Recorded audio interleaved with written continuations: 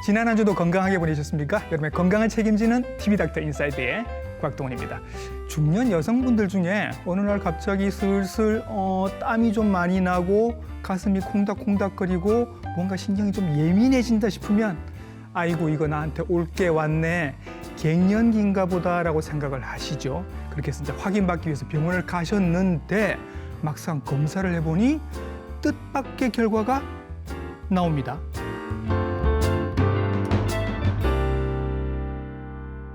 갑상선 질환에 대해서는 크게 세 가지만 알고 계셔도 무방합니다. 갑상선에 덩어리가 생기는 갑상선 결절, 그리고 갑상선 기능이 너무 올라가는 기능 항진증, 기능이 너무 떨어지는 기능 저하증, 이렇게 세 가지만 알고 계셔도 무방한데 결절에 대해서는 저희들이 다룬 바가 있었기 때문에 오늘은 기능 항진증과 기능 저하증에 대해서 자세히 알아보도록 하겠습니다. 친절한 오늘의 닥터 이분의 도움을 받겠습니다.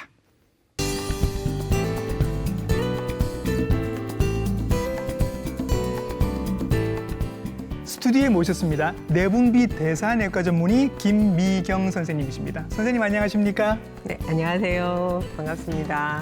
저는 인제의대 해운대 백병원 내분비 대사내과 김미경입니다. 네, 선생님께 오늘 우리 갑상선에 대해서 궁금한 점들 여러 가지를 한번 여쭤보도록 하겠습니다. 일단 선생님, 이 갑상선이 어디에 있는지부터 확인을 좀 해볼까요? 네. 네. 사실 진료실에서 보면 네. 갑상선 위치 잘 모르시는 분들이 꽤 많으신 것 같아요. 예. 바로 목 밑에 뭐가 있다, 목 아래에 뭐가 있다 이렇게 하면서 갑상선 검사하러 오시는 분들이 예. 많은데 일단 사회자님 지금 네. 여기 목 튀어나온 데 있잖아요. 말씀하신 제일 많이 튀어나온 남자들 여기 그렇죠. 목젖이라고 부르는 거 여기. 네, 여기서 한 2에서 3cm 아래. 예, 조금만 더 내려갑니다. 더 내려갑니다. 예, 그 정도. 예. 예, 양쪽으로 이렇게 펼쳐져 있습니다. 여기에서 양쪽으로 이렇게 펼쳐져 있단 말이죠. 있다. 네. 그래서 보통 이제 나비샘이라고 하잖아요. 예. 중간이 좁고 예. 나머지 날개처럼 이렇게 감싸져 있는데 예. 사이즈가 한 5 곱하기 2cm. 예. 그다음에 전체 무게는 한 네. 15에서 20g 예. 정도 됩니다. 그럼 여기서 이제 갑상선 기능이 항진이 되고 저하가 된다는 얘기는 여기서 나오는 호르몬의 문제인 건 거지요? 네네. 네. 그래서 갑상선 호르몬에 문제가 있다 이렇게 얘기하는데 그럼 갑상선 호르몬이 뭐 하는 거냐? 그러니까. 이거를 좀 봐야 될 건데 딱 잘라서 말하면 대사를 조절한다. 대사를 조절한다. 또는 대사 속도를 조절한다. 예. 이렇게 생각하시면 되는데 그럼 대사가 뭔지를 알아야 되겠네요. 예, 그게 조금은 어려운 거지만 예. 쉽게 생각하면 우리가 이제 살아가는 데 있어서 뭐 먹으면 네. 에너지를 만들고 소화되고 에너지 에너지 만들고 그 에너지가 또 우리 몸을 뭐 만들잖아요. 그렇지. 또 심장을 만들 수도 있고 근육을 유지할 수도 있고 예. 그런 중요한 기관들을 만들고 유지하는 데 쓰이고 또 다 쓰고 나면 또 내보내야 되잖아요. 그렇죠. 이런 것들이 대사인데 이런 이제 단계 굉장히 복잡한데 네. 여기에 호르몬들이 많이 호르몬 작용하는데 특히 갑상선 호르몬들이 이런 조절 역할에 굉장히 중요하니까 예. 우리가 살아가는데 너무너무 중요한 호르몬이다. 그러네요. 이렇게 생각할 수가 있는 거죠. 그럼 이제 눈에 보이는 대사 작용들은 어떤 것들이 있어요? 그러니까 선생님? 예를 들면 성인에서는 뭐 심장이 어떻게 뛰냐, 박동수를 확인한다든가. 이것도 조절이 되는 그렇죠. 거고. 체중 조절하는 것도 신진대사하고 관계가 있는. 우리 신진대사라고 말하잖아요. 뭐 기초대사량 기초대사량 어쩌고 그런 거. 저쩌고 하는 속도 조절. 예. 그다음에 이제 체온 조절하는 것도 마찬가지고 예. 장 운동도 조절을 하는 거죠. 예. 근력도 조정을 하는 거고. 그래서 이런 것들이 관계가 있고 이제 특히 태아 그다음에 소화 이럴 때는 뭘 만드는 거를 많이 하거든요. 특히 이제 머리, 그러니까 뇌라든지 신경계 만드는데 굉장히 중요한 역할을 하기 때문에 네.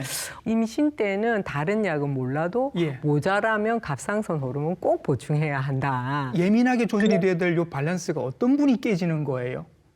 그러니까 원인을 물어보시는 그런 거죠. 거다, 그죠? 이게 이제 갑상선 호르몬뿐만 아니라 네. 호르몬은 좀 약간 다이나믹하거든요. 예. 그러니까 얘가 만드는 부분이 있고 조절하는 부분이 있거든요. 예. 예를 들어 이제 갑상선이다. 이러면 아까 봤던 갑상선, 나비샘에서는 갑상선 호르몬을 직접 만들지만 네. 이거를 조절하는 기능은 머리 안에 있거든요. 아, 조절하는 데는 또 따로 따로 있어요. 있죠. 네네. 그래서 이제 내화수체, 시상하부 예. 이렇게 어려운 이름으로 부르는데 이거는 이제 머리 쪽에 있습니다. 그래서 여기에 문제가 생겼다. 이러면은 뭐 항진증이나 저하증이 생길 때 우리가 흔히 말하 2차성이다, 3차성이다 이렇게 말을 하고요. 갑상선의 역할을 잘 하고 있는데 네. 그 위에서 얘가 조절을 조절이 잘못하고 안 돼가지고 얘가 신호를 잘못 받는 거죠. 어떻게 하라는 거야? 이런 식의 예, 되는 예. 거고 이제 갑상선의 문제 자체가 있어서 생기는 1차성인데 예. 우리가 이제 1차성, 2차성, 3차성 비교해 보면 1차성이 절대적으로 많습니다. 2차성이나 3차성 원인은 굉장히 드물다. 갑상선 자체의 문제로 호르몬이 많이 나오거나 적게 나오는 경우가 많다. 예. 네. 그래서 이제 기능 항진증, 갑상선 기능 항진증의 원인에서 가장 흔한 거는 네. 우리 사람 이름이 붙어 있는데 그레이브스 병이다. 그레이브스 씨가 했나 보네요. 발견했다. 예, 그런 거죠. 그 병인데 이건 일종의 자가 면역 질환이다. 아, 그 뭐 류마티스, 예. 루푸스 이런 거 할 때 맞아요. 나온 거. 그런 유의 병인데 아시겠지만 이제 항체라는 게 예를 들어 뭐 바이러스가 온다, 감기가 온다 이러면 우리가 이제 항체 만들어서 대항을 해서 싸워서 이기면 우리가 병이 낫는 거잖아요. 우리 몸을 지키는 면역 같은 그렇죠. 거잖아요. 면역 항체인데 이 항체가 자기 몸을 잘못 착각한 거죠. 이거 외부 물질인가? 이렇게가 자꾸 공격하는. 그래서 예를 들어서 갑상선 자가항체 같으면 갑상선을 자꾸 자극을 하는 거예요. 예. 그래서 호르몬이 필요하지도 않은데 많이 만들어낸다. 그게 기능 항진증이고 또 이제 반대로 예. 자꾸 염증을 일으키면 갑상선 기능이 떨어지게 되잖아요. 그래요? 그렇게 되면은 기능 저하증이 생기는데 예. 그 경우에는 그레이브스라 안 부르고 하시모토 갑상선염이다 이렇게 부르게 되죠. 항진증의 경우에는 또 다른 경우에는 갑상선 염증이 일시적으로 그러니까 만들어진 갑상선 호르몬을 너무 많이 분출하는 경우가 있거든요. 염증은 어디나 생길 수 있으니까 그렇죠. 갑상선에도 그런데, 염증이 생기겠죠. 예, 근데 그 순간적으로 확 나왔다가 없어지는데 그 당시에 우리가 발견하게 되면 항진증이 되는 거죠. 예. 또 하나는 결절이 있는 경우가 아까 갑상선 결절이 있을 네네. 수 있는데 그 결절에서 이런 조절 기능에 무관하게 자율적으로 갑상선 기능을 항진증이 되는 게 호르몬을 많이 만들어내는 예. 상태가 되는데 그것도 갑상선 기능 항진증이 될 수가 있죠. 네. 기능 저하증에서는 아까 제일 흔한 거는 하시모토 갑상선염이고 그 외에 최근에 이제 갑상선 암이나 이렇게 수술하잖아요. 네. 그러거나 아니면 항진증 때문에 이제 나중에 나오겠지만 수술이나 이제 동위원소 치료를 하면 갑상선 조직을 파괴하게 되니까 그렇죠. 그래서 갑상선 저하증이 생기는 경우도 꽤 흔하다고 볼 수 있습니다. 예, 이런 이야기들도 하나하나 저희들이 나눠볼 거고요. 그렇게 말씀하시는 분도 있어요. 내가 평소에 요오드를 너무 많이 먹어서 생긴 거다. 아니면 적게 먹어서 생긴 거다. 이런 네. 얘기도 있어요. 네. 일단 우리나라는 전 세계적으로 요오드를 너무 충분히 먹는 나라라서 뭐 김, 다시마 이런 게 네, 원래 밥상에 기본적으로 네, 그래서 전 세계적으로 아주 충분히 먹는 나라라서 적게 먹어서는 일단은 원인이 안 되고요. 예. 많이 먹어서는 이렇게 너무 그러니까 요즘 뭐 건강을 위해서 그 옛날에 있었던 뭐 다시마 환 이런 거 먹고는 네. 저하증이 생기는 경우가 좀 있습니다. 그래요? 그런데 모두 다 생기는 거는 사실 아니고 네. 기본적인 소인이 있는 분이 네. 그런데 노출되면 너무 많이 생기는 가능성이 있으니까 예. 뭐 지금 드시는 음식 정도라면 큰 문제가 없지만은 익스트라로 막 너무 많이 드시게 되면은 네. 요인이 있을 수 있다 하는 거는 네. 있을 수 있어요. 좀 주의를 하시는 게 좋죠. 전에 우리 산모들이 미역국 많이 먹잖아요. 그렇잖아요. 그게 그래서 외국에서는 굉장히 그게 이상한 일이다. 너무 한국만? 많이 먹는 거 아니냐. 그랬는데 그게 뭐 계속 먹는 게 아니잖아요. 저희들이 네, 네. 어느 정도 일정 정도 먹고 끊기 때문에 예. 큰 문제는 안 된다고 하지만은 예. 그런 식으로 뭐 미역국을 너무 좋아해서 매일매일 먹는다 이런 분은 조금은 주의하실 필요가 있지 않냐. 네. 이렇게 생각합니다. 선생님 되게 환자 많이 보시는 것 같아요. 환자가 진짜 많죠, 우리나라에. 네, 많기는 하죠. 예. 비율이 어느 정도 되는 것 같아요? 비율이 지금 이제 통계상 여러 가지가 나오는데 최근까지 나온 연구는 항진증은 1000명에 2.8명. 그다음에 이제 기능 저하증은 네. 조금 더 많거든요. 네. 1000명에 한 15.9명, 16명 정도. 예. 근데 이게 근데 도대체 얼마야? 뭐 어떤 정도야? 예. 이렇게 생각하실 거잖아요. 우리나라에서 가장 흔한 성인병이 당뇨병, 예. 고혈압이거든요. 예. 그거를 말할 때 우리가 100명당 15명, 네. 100명당 30명 이렇게 하잖아요. 그렇게 네. 따지면 그게 작잖아요. 예. 10배 정도 작은 거잖아요. 근데 이제 우리나라에서 가장 흔한 암이 갑상선암이거든요. 네. 그게 10만 명당 70명이거든요. 80명. 예. 그렇게 하면 100배 흔한 거잖아요. 예. 그 정도 수준이다. 아주 흔한 건 아닌데 예. 그렇다고 아주 드물지도 않다. 충분히 자주 볼 수 있다. 네. 이렇게 생각하시면 될 것 제 같습니다. 입장에서는 저희 집에도 한 분 계시기 때문에 예, 그렇죠. 일단 네. 환자는 굉장히 많고 있다. 선생님이 바쁘신 것만 봐도 환자는 굉장히 많다라고 알 수 있을 것 같고 네. 왜 유독 저 표에도 나옵니다만 왜 유독 여성들에게 많을까요? 그래서 지금 비교해 보면은 한 5배 정도 많다 이런 얘기. 뭐 나이마다 다 틀리기는 한데요. 정확한 요인은 잘 모르겠다는데 네. 아마도 여성 호르몬하고 관계가 있지 않느냐. 우리 보통 호르몬들이 작용할 때 각 장기에 그 호르몬이 가서 붙을 수 있는 수용체라는 게 있어야지 작용을 하게 그렇죠. 되거든요. 예. 예를 들어서 여성 호르몬, 남성 호르몬은 각각의 생식 기간에 각자의 수용체가 있거든요. 네.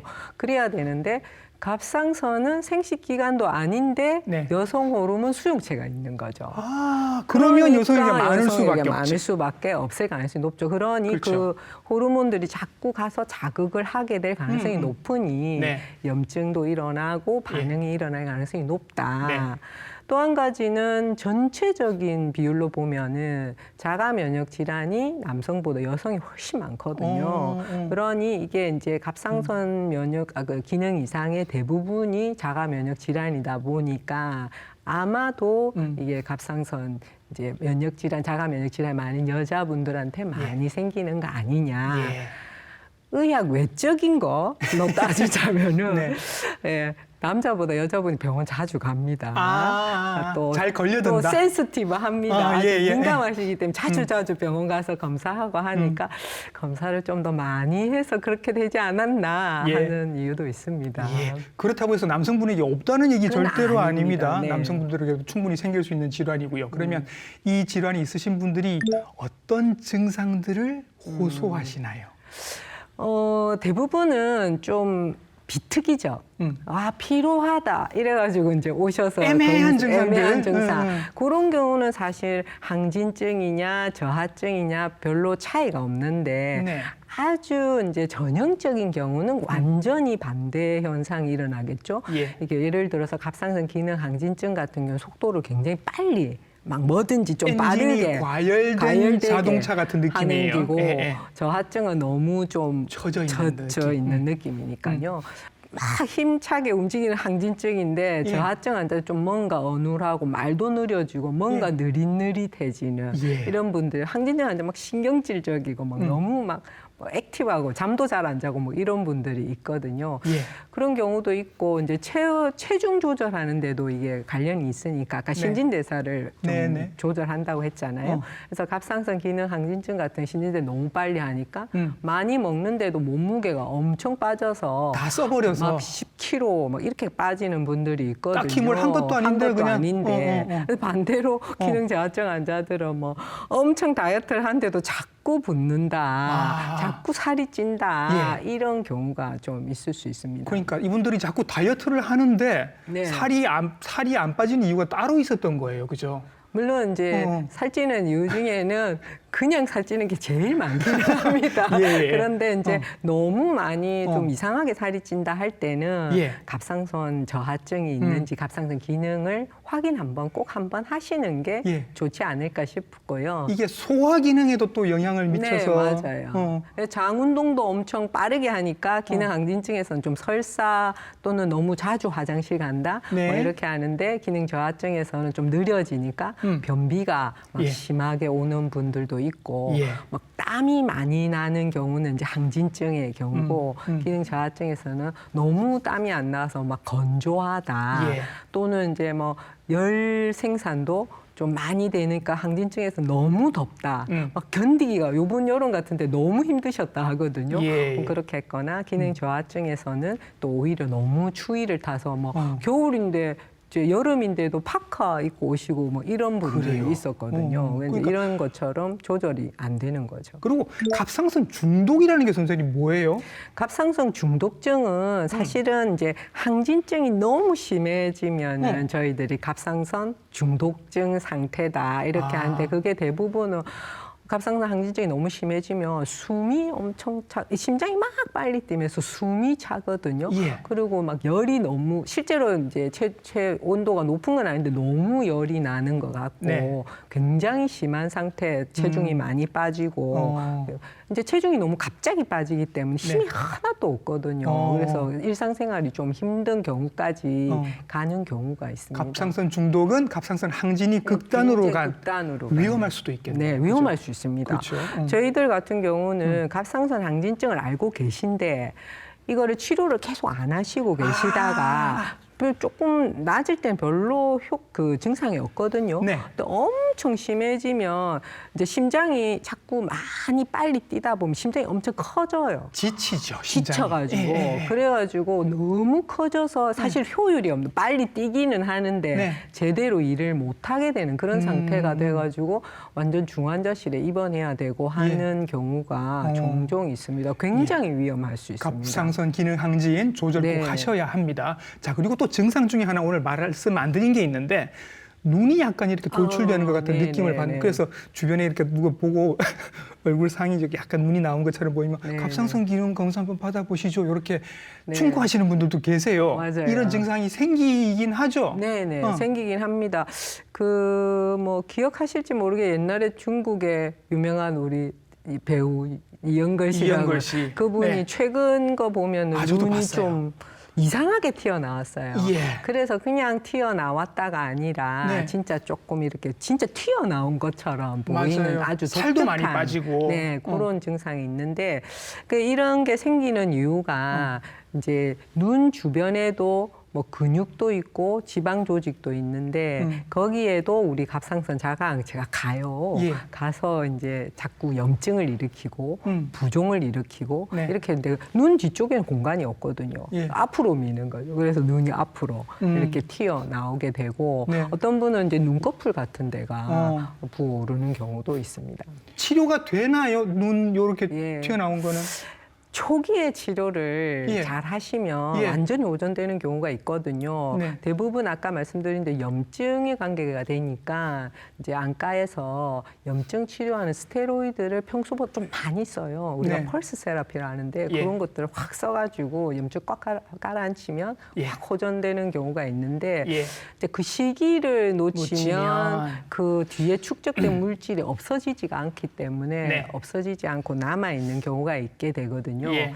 근데 이제 저희 환자들 중에서도 이제 뭐 눈이 너무 튀어나와가지고 복시가 이게 아이고. 두 개로 보이는 경우가 네. 있거든요. 또는 이제 눈이 잘 안 돌아가거나 다 안 감기는 경우가 생겨서 네. 막 계속 염증이 생기는 경우가 있어서 네. 수술을 한 경우가 있었는데 예. 이제 그런 경우 어쩔 수 없이 수술을 했는데 수술하고 나서 처음에는 뭐 호전되는 같지 않다가 지나고 나면 점점 좋아요. 지금 완전히 좋아져서 예. 수술적 치료도 있어도 꽤 도움이 된다. 예. 이렇게 할 수 있습니다. 초기에 잡으셔야 이런 맞아요. 합병증까지 막을 네. 수 있다라는 말씀을. 또 저한가 조금 걱정되는 거는 사실은 이제 갑상선 기능 이상하고 눈의 안병증하고 이게 시간 차가 좀 나거든요. 아. 그러니까 예를 들어서 이제 갑상선 기능은 해보면 괜찮은데 네. 눈이 먼저 나타나는 경우가 있고. 그러면 이게 원인이 뭔지 알 수가 없잖아요. 네네. 그래서 이제 항체를 보면 좀 높아져 있는 경우가 있고 저희들이 한번 보는데 또는 이제 갑상선 기능이 다 좋아졌는데 눈이 튀어나오는 분도 있기 때문에 예.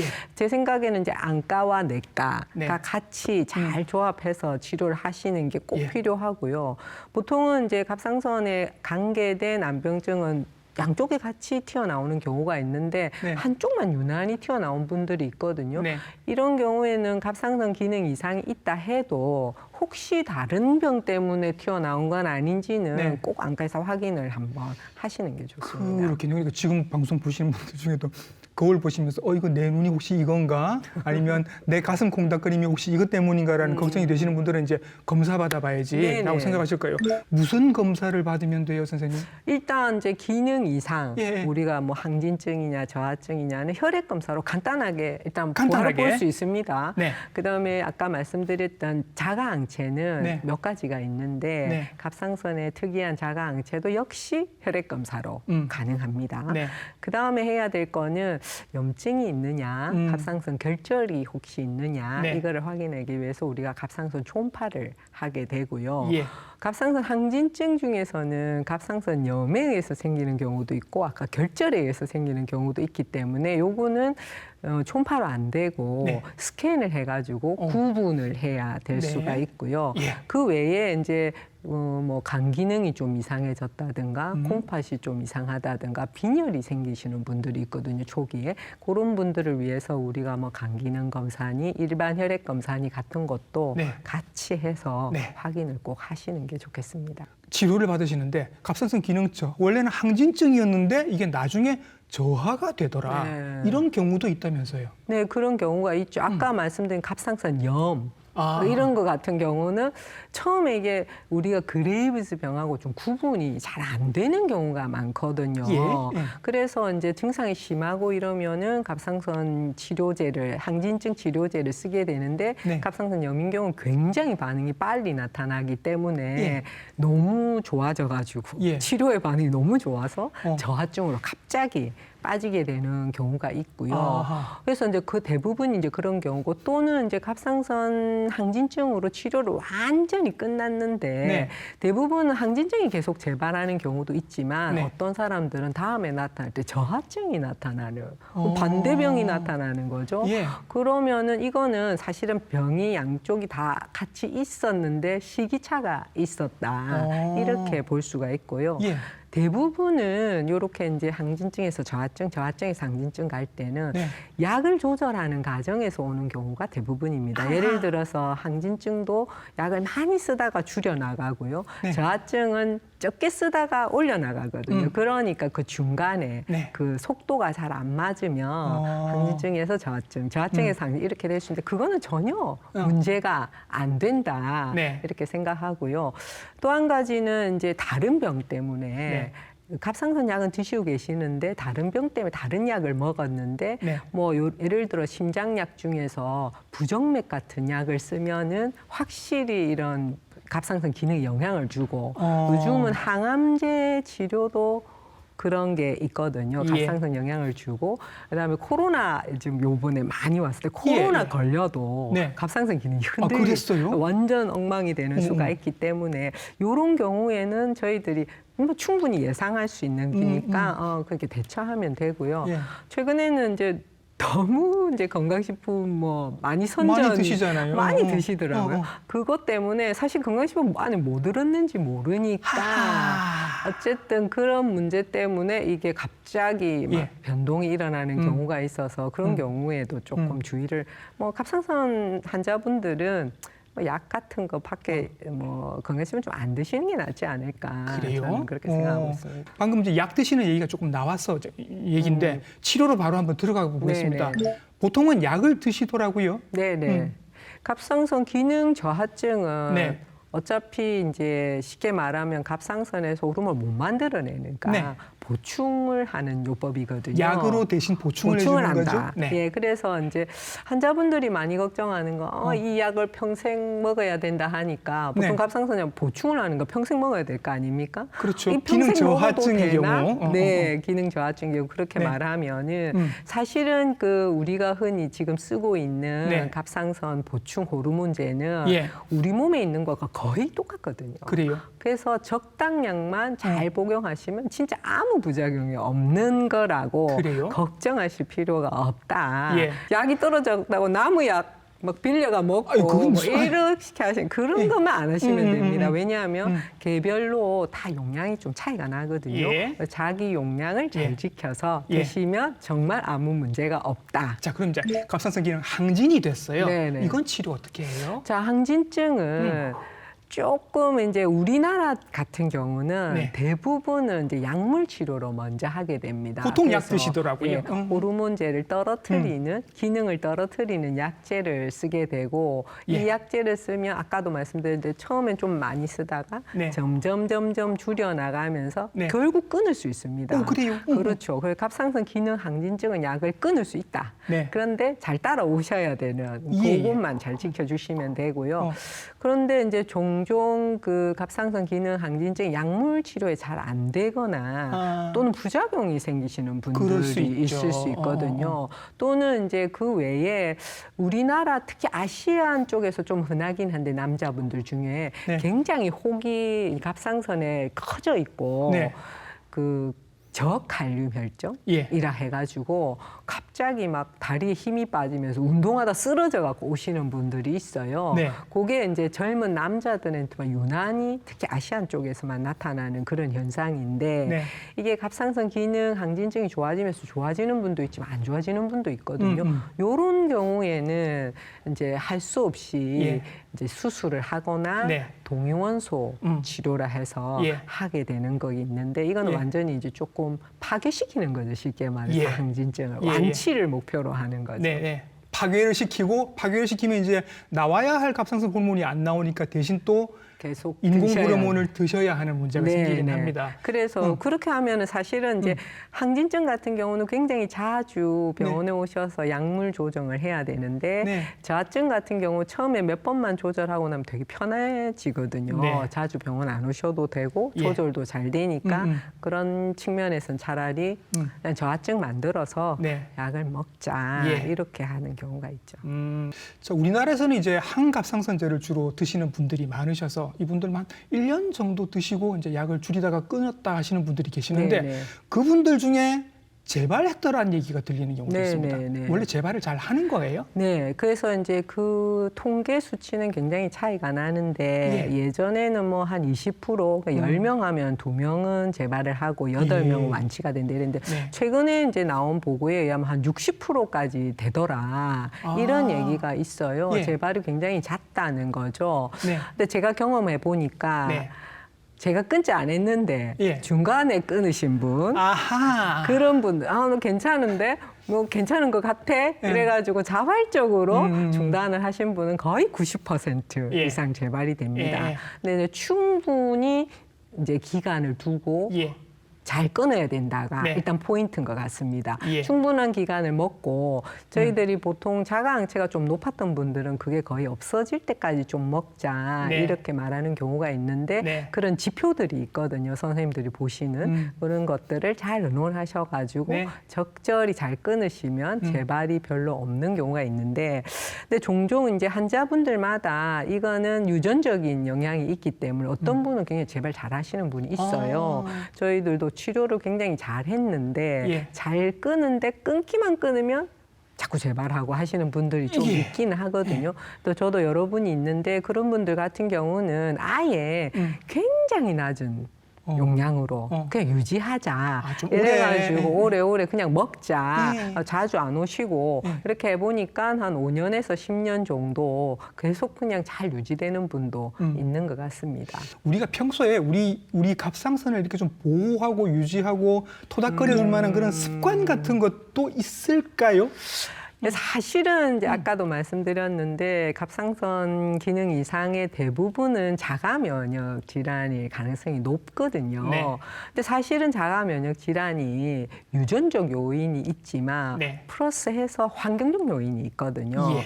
그러니까 예를 들어 똑같이 사회자분과 저가 네. 자가 항체를 갖고 있다. 있는데 그래도 저는 안 생기고 네. 사회자분만 병이 생겼다. 제가 운동 안 하고 술 먹고 뭐 그래서 그런 거 아닐까요? 네, 그런 이제 거기는 환경적 요인이 분명히 들어가 있다. 그래서 우리가 흔히 말하는 건강한 생활 습관, 예.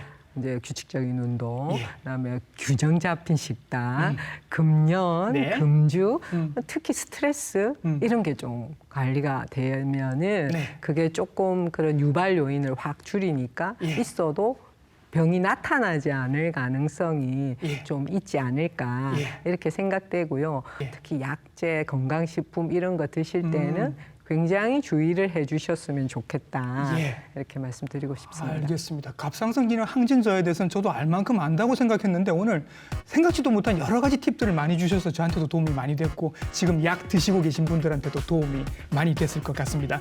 내분비 대사내과 전문의 김미경 선생님과 함께했습니다. 선생님 수고 많으셨습니다. 감사합니다.